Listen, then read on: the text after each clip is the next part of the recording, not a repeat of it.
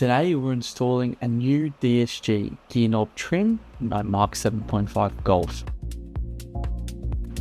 Kick off by grabbing a plastic pry tool and prying off the 4 plastic tabs on each side.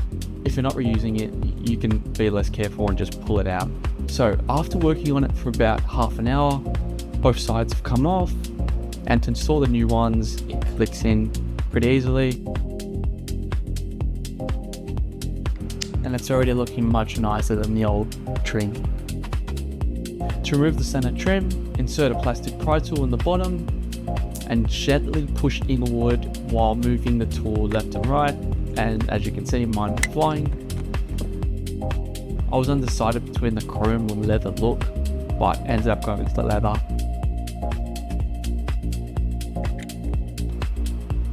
Finally, here it is installed. Let me know what you guys think in the comments.